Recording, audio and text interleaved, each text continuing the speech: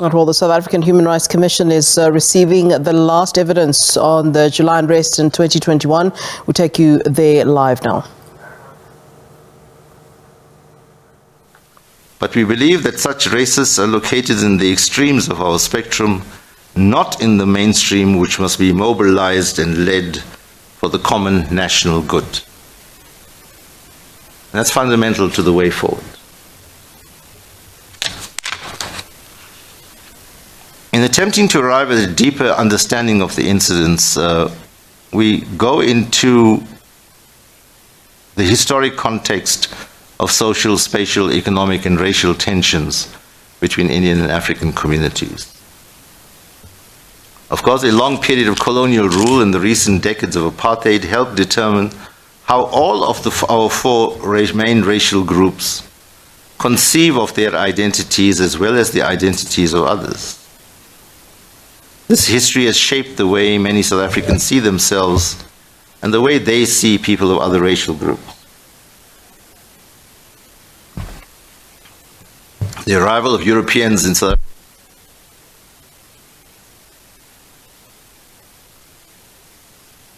Sorry, your mic is off again. The establishment and exercise of colonial control over Africans and later apartheid all had major impacts on group identity formation. Deliberate attempts by successive colonial and apartheid governments to separate African and Indian communities, combined with the 1949 Cato Manor riots and the 1985 Inanda riots, provide key starting points to unraveling the nature of the relationship between Indian and African communities, especially in Phoenix.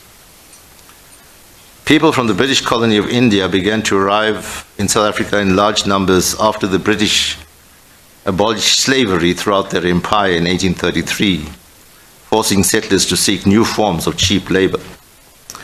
Although these people came from territories that now constitute the countries of India and Pakistan, in southern Africa they were known collectively as Indians. Most came as indentured workers forced to endure harsh labor conditions, particularly on sugar plantations. Other immigrants were passenger Indians who paid for their travel by themselves with the goal of finding better economic prospects. They generally came from a merchant background and set up retail shops, but this had the consequence of competition with European shop owners and led to widespread discrimination. The Indian population was concentrated in what was then Natal colony, where by 1904 they had expanded enough to outnumber white South Africans in the region. Prior to formal apartheid, Indian and African communities lived together as neighbors in many of the areas, including Inanda. However, after the adoption of apartheid as a formal policy by the nationalist government in 1948, apartheid spatial settlements were designed to protect the white minority, marginalize the African community, and set up others as buffer groups or buffer strips. So our oppression as a broader black community was hierarchical, designed to advance the divide and rule strategy. The infamous 1949 riots, during which over 140 people died, represented one of the more shameful points in South African history. Many reports have revealed that these riots were instigated by the apartheid state to drive a wedge between Indian and African communities. The riots, which took the form of some Africans attacking Indians, has left an indelible scar on the psyche of Indian people, and fear of similar incidents occurring always lurks in their subconsciousness. Similarly, the 1985 Inanda riots, which occurred near what we now know as Phoenix, led to the forced removal of Indian people who were living in areas near Phoenix. The 1985 riots had no closure. Unlike in 1949, there was no commission of inquiry or an investigation into what happened. Indians were attacked and forced to relocate from Inanda. Ostensibly, that was the motive, but it left a deep-seated scar in the minds and hearts of many in the Indian community who were victims of this forced removal. So the 1985 riots resulted in Indian people who had previously lived in Inanda moving to nearby Phoenix, and July 2021 rekindled horrific memories and generated fear and panic. After 1994, the democratic state has been unable to deal with waves of unplanned urbanization. The consequence is that poor and marginalized black South Africans often live in informal settlements within or close to working or middle-class communities. This creates conditions that are a recipe for contradiction and conflict. We also attached two very important reports. Firstly, the report of the Special Committee on Social Cohesion, which was led by a very eminent team led by Professor Paulus Zulu, and then a report on the Special Reference Group on Migration and Community Integration in KwaZulu-Natal, led by former international judge Navi Pillay. And we put forward these two reports because they really go deeply in analyzing the socio-economic and consequently political makeup of KZN. And we also do so because the provincial government at that time was seized with these issues because these tensions were manifesting themselves in various forms. And it provides a very sharp analysis of the socio-economic framework. And it concludes that it's economic inequality that's at the root of this instability. So notwithstanding the above, there are numerous and consistent attempts to bridge the divide, build social cohesion, and advance nation building. Of course, the provision of proper housing and infrastructure to replace informal settlements and appropriate service delivery must undoubtedly become a priority on our developmental agenda. You can start to reflect on social cohesion and nation building. Historically, many heroes and heroines from the national liberation struggle have played an active role in overcoming racial barriers and animosities created by colonialism and apartheid. For example, it was joint interventions of leaders such as Nkosi Albert Luthuli and Dr. Monty Naika that contributed to subduing the 1949 riots and laid the foundations for improved race relations. And it was the now famous Three Doctors Pact of Drs. A.B. Tuma, Yusuf Dadu, and Monty Naika that paved the way for all racial groups to work together to end apartheid. So this pact, the Doctors Pact, remains a lodestar in our historical journey and quest for non-racialism. Of course, the adoption of the Freedom Charter at Kliptown, the formation of the UDF, and ultimately the adoption of our 1996 Constitution are the other major milestones in a progressive trajectory with periodic setbacks. It is clear, though, that the noble ideal of non-racialism has not been achieved, and that we have much work to do to transform attitudes, values, stereotyping, and power relations across all racial groupings in South Africa. The impact of colonialism and apartheid has left enduring negative legacies in all communities. It is therefore not surprising that the racialized fault lines have carved themselves into the fabric of our society, and that these would be exposed at times of tension and conflict. In recognizing this, the organization and individuals supporting this submission have also undertaken several initiatives directed towards social cohesion and nation building. For example, organizations in Phoenix and Pietermaritzburg have initiated programs and activities to begin to address decades-long racial tensions. The KwaZulu-Natal Provincial Government Social Cohesion and Moral Regeneration Council and religious bodies have also initiated programs to advance social cohesion and nation building. While these initiatives are welcomed, it is submitted that these social cohesion programs can no longer be ad hoc or fragmented. They have to be mainstreamed and be part of programs at all three spheres of government, and even find creative expression in the school syllabus. We also submit that building a culture of accountability is an important part of the tasks ahead. It's commonly known that we've been grappling with the challenge of nurturing, growing, and entrenching a culture of accountability and to extinguish the culture of impunity we spoke about earlier on. We therefore call on the Commission to strengthen efforts to build a culture of accountability, and this will apply to A, office bearers and organs of state that bore responsibility for inaction or deliberate promotion of the violence, especially in the intelligence services, the South African Police and the South African Defence Force.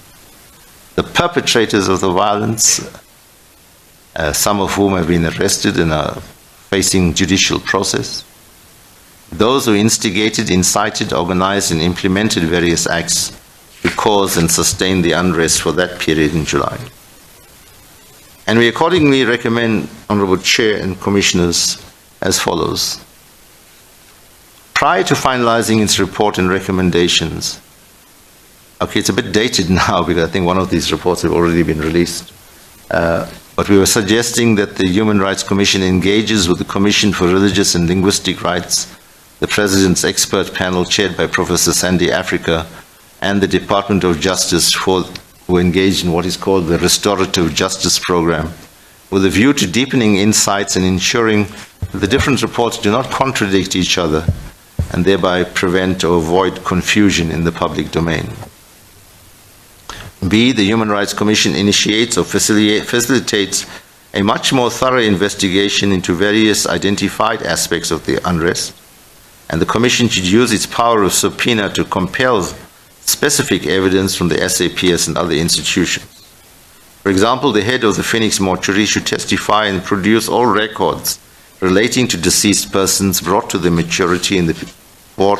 mortuary in the period 8 to 31 July. All other mortuary heads should provide similar records. The SAPS should provide evidence that answers all the questions raised in this submission, especially those raised in paragraphs B4 and B2. V41 and V42, sorry. Our President should, within a set time frame, report on the outcomes of his efforts to understand the failure of intelligence, police and defense to avoid and or effectively deal with the unrest. More importantly, the President should report on steps taken to improve capacity, enforce accountability and consequence management, and ensure that there will not be a recurrence. Accountability and consequence management must apply to all without exception, and especially members of the executive and administrative heads of particular institutions. I must say we've seen some evidence of a positive response, and in particular in relation to the threats that were there for the 10th of June. We saw evidence of what should have happened in July 2021, but I think we're far from having built the full capacity. The primary cause of the unrest was the planned and coordinated instigation by persons who did so in pursuit of a political agenda. Such persons must be speedily identified and prosecuted. Yes, since this submission, we know about the 12 that are appearing in court, but I think the consensus is, on the basis of information in the public domain, that they were at best peripheral or secondary. Our colonial and apartheid past has left us with deep fault lines in our social fabric. These fault lines must become the focus of urgent, creative and sustained social cohesion and nation-building efforts. The views and participation of all sectors, especially youth and women, should also inform the content of any ensuing efforts. Very importantly, from a practical point of view, we recommend that you call on authorities to ensure that the code of conduct for community police forums is strengthened and popularized and enforced through inter alia widespread training of members of CPFs. I think CPFs are a very big and important part of the solution going forward. But if it's loose and untrained, and in the time of a major crisis, that lack of training might show itself. So in conclusion, Honourable Chair and Commissioners, we once again thank the Human Rights Commission for this initiative. It is very important for the nation in many respects. The Commission has been tasked with investigating the causes of the July 2021 unrest, the failure to prevent it and deal with it adequately once it occurred. And we believe that the Human Rights Commission's findings and recommendations will have a major implications for the future of our country. It is an onerous responsibility, and we wish the Commission all strength as you execute your tasks. The July 2021 unrest has been correctly described as the biggest shock and disruption to our post-1994 democratic transition. It has exposed and sharpened historical societal fault lines. The capacity of state institutions charged with governance has been seriously questioned.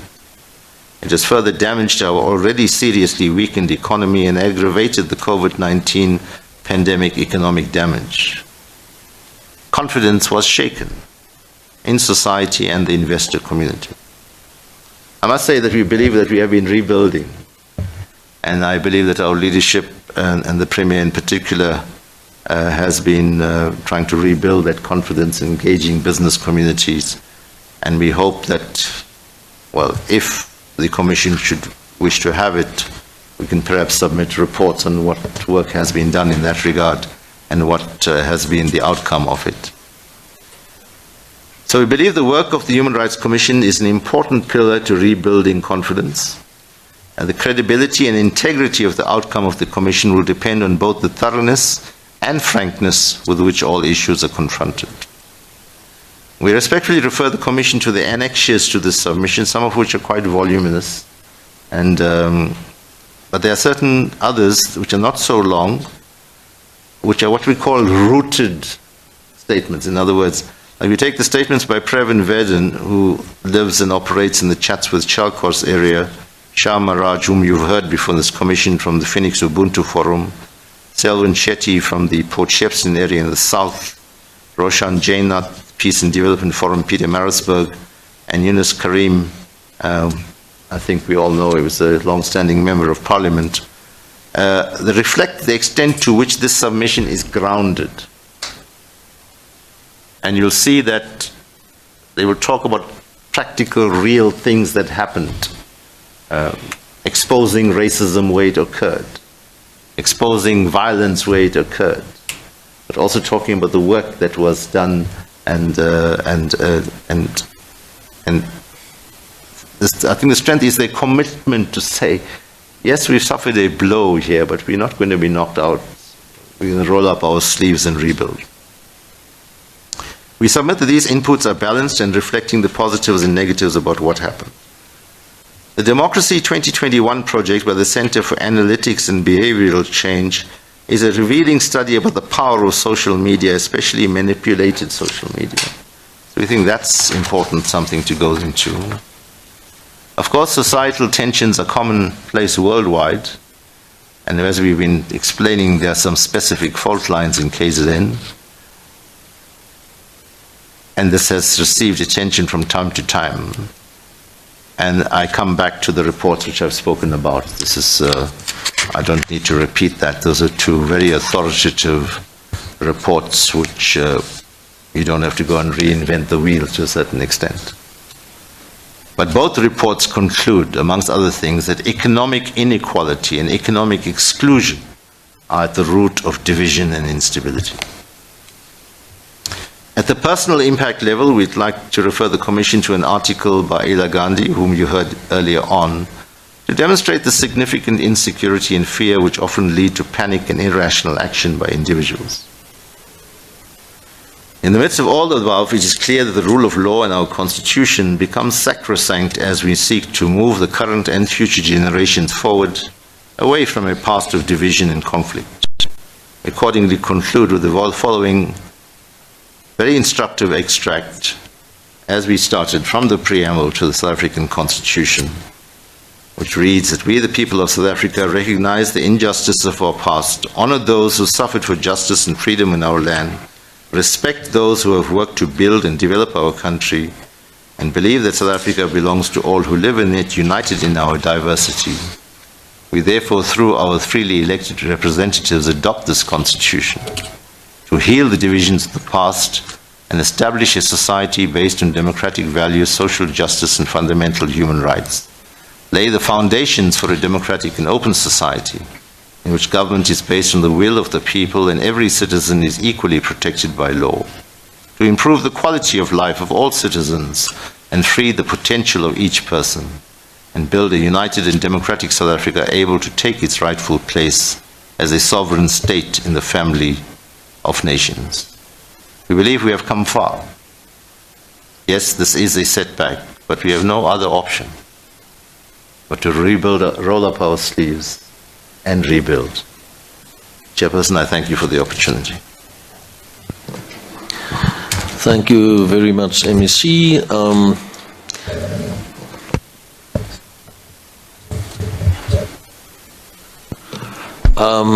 Mr. Jones, if there are any questions from your side, we'll give you the first opportunity. Thank you.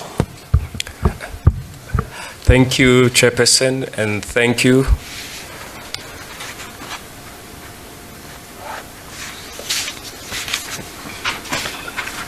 for the opportunity again to ask questions.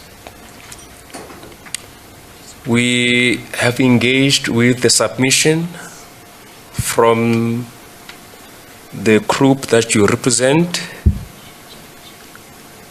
I'll focus my first few questions on race, racial tensions, and the Phoenix massacre. As the evidence team, we have gotten stats from the mortuaries around KZN, together with the SAPS CAS information, and this includes Phoenix.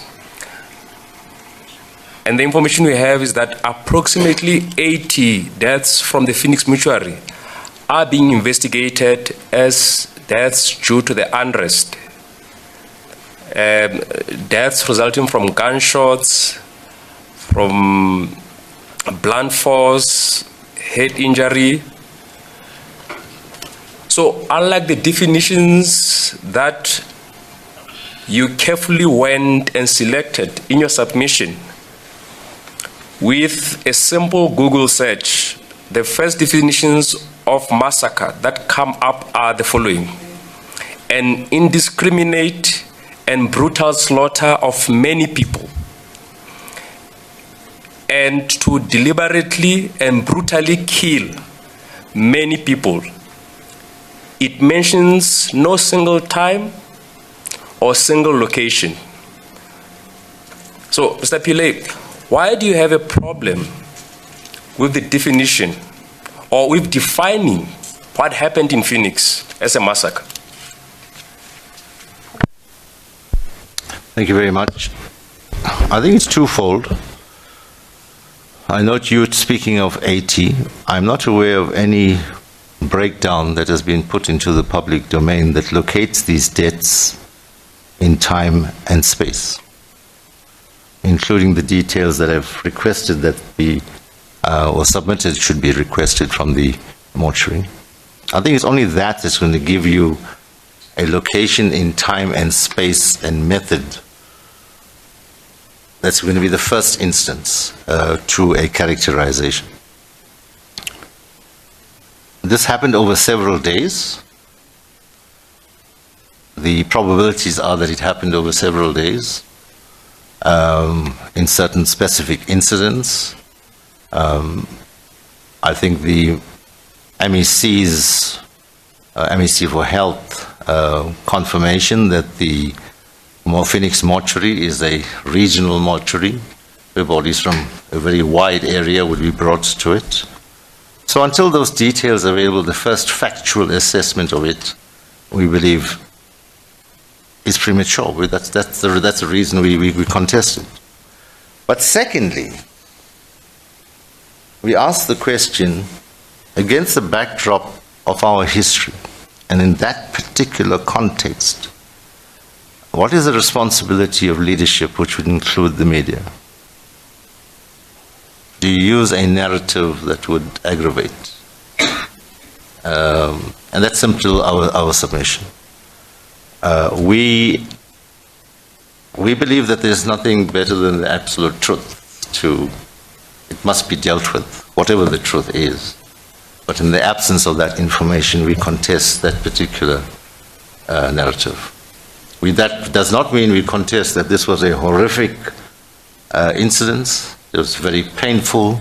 The brutality of some of the instances was clearly imbued with a horrendous racism. We don't dispute that.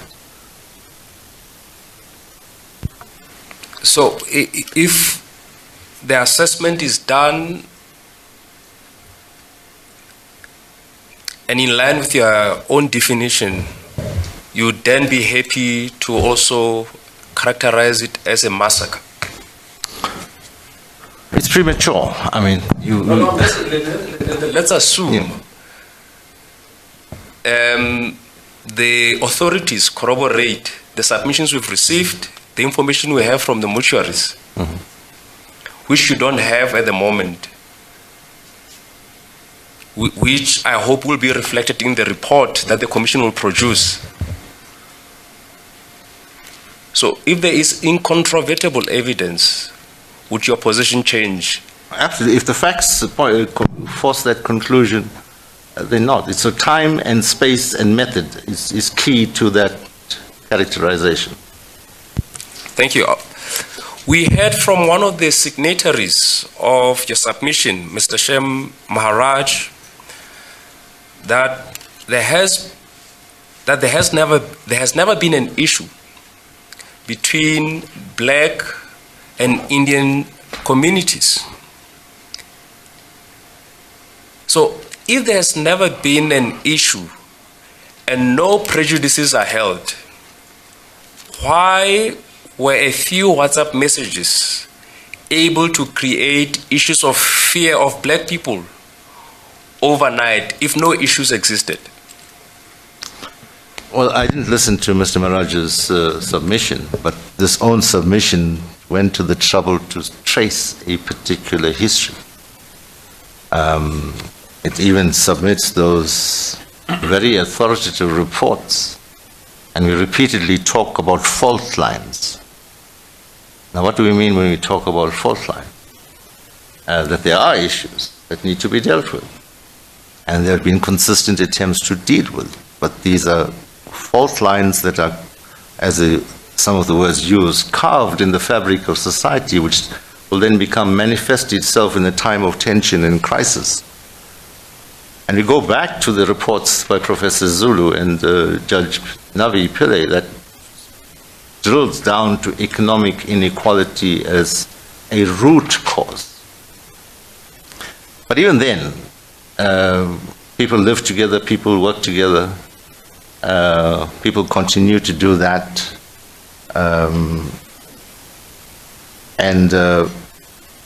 But when there's panic, rationality sometimes goes out of the window.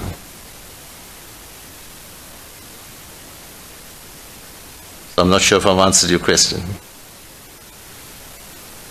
I've spoken about historical division, economic inequality, and if you want, look, I think you need to, if I think that's where you're heading. As a country post-1994, we have not solved the problems of racism. I mean, it's there in all sectors of society, and it's something we have to work on. But we're making a grave mistake if we seek to stereotype an entire community because of the actions of a few. I think that's a key issue for our submission. Thank you. As the group, do you perhaps know why is it that black people were attacked or killed, or why did the Indian community feel they needed to protect themselves from black people? I think there was unrest.